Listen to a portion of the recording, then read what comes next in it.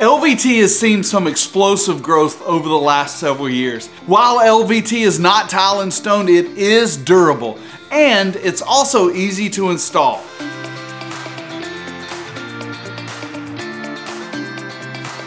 If you don't know me, my name is Craig, and I'm here to help you through your LVT installation. I know what you're thinking, tile bar is only tile and stone, but that's not correct. We also have the best LVT on the market. At tilebar.com, you'll find some of the most unique LVT selections, colors, and designs. You may still also see the typical wood looks that are out there, but none are like ours. And I am here to help you through the installation and just give you some tips and tricks on how to install an LVT CLICK flooring. A CLICK is a unique system to where you don't need mortars or glues. You can actually take your planks out of the box, click them together, and they are in place. So let's get started with the LVT installation. As with any installation, preparation is the key. You can't have any bumps or humps underneath your LVT. While it is a strong and durable material, it is pliable, and those things can, as you walk on your floor, show through. So you want to make sure as you're prepping your substrate, you're taking a utensil like a scraper or the flat end of a hammer, running across the floor, and any screws or nails that popped up, you want to either put those back down or remove them completely.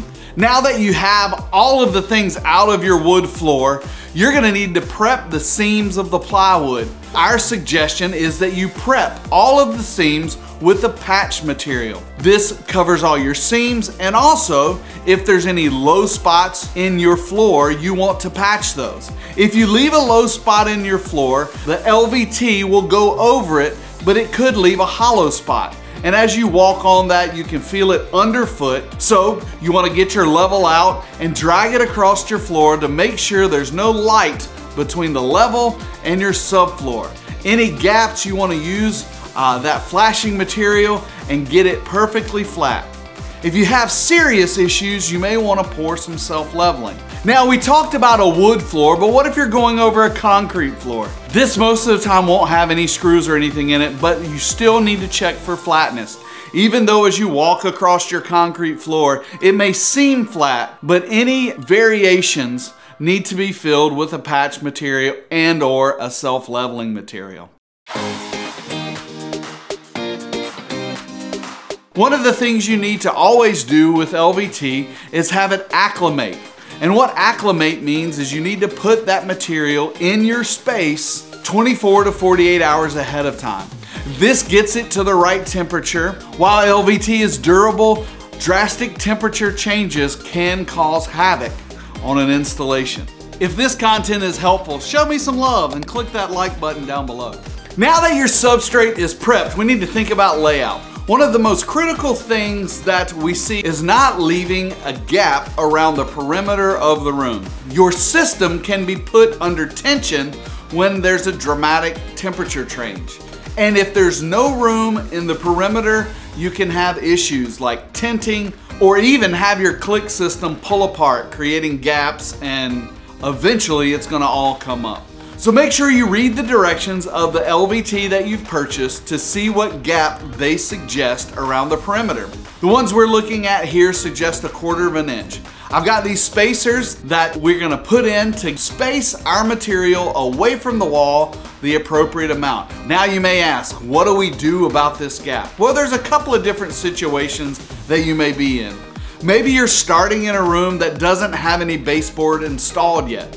So what that means is you can put your 1/4 inch gap against the sheetrock or the wood framing, whatever else is there, and you can then put your baseboard on top of your floor directly. Since there's no connection between the baseboard and the LVT, it still allows the LVT to move as it needs and creates a great looking line around the perimeter. But what if your baseboard is installed already and you don't want to pull it off? You can also use a 1/4 round. You space it away from the baseboard and you have that 1/4 inch gap around your room, and you take your shoe molding or quarter round, and you have that put on top. A click system is created so that one end fits into another end. You want to make sure that the short end of your LVT is up against your starting wall.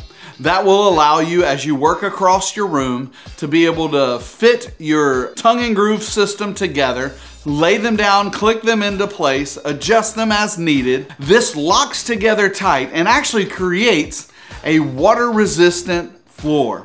This click system, while very strong, it can be damaged, so you want to be careful. If you see any damaged pieces, lay them to the side and use them as cuts. Speaking of cuts, how do you cut the material? You know, it's flexible, so it shouldn't be that difficult, and it's not.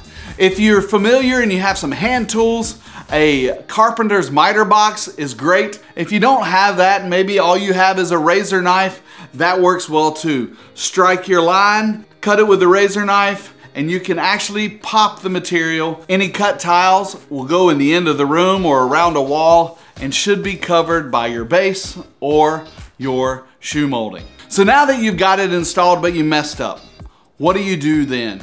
Well, the great thing about the click system is you can always work backwards. You can always lift that tile up and slide it forward or backwards to get it just right. The head joints can be a little tricky. They can be put in initially, just like the other tongue and groove system, but as you're laying it down, you may push it in and you see that there's a gap there. When there's a gap there, a rubber mallet is your friend. Remember, we want to protect the tongue and groove system, so be careful. But if you tap the end of the LVT, it should pop right in. While LVT is very durable, it can be scratched. You want to be careful with what you put on it. If you've got couches and things, make sure they have soft feet. And if it does get scratched, don't worry, there are some solutions out there as some stains or tints that you can use to try to polish it and buff it out. I'm a tile guy, as you know. Thanks for joining us. If you have questions about LVT, please put them in the comments. We want to answer them. If you got value out of this LVT video, click that like button, and if you haven't subscribed, do it. And the next step is to click right here and see the LVT installation that I did at my own home. Let's keep learning together and tile LVT the world.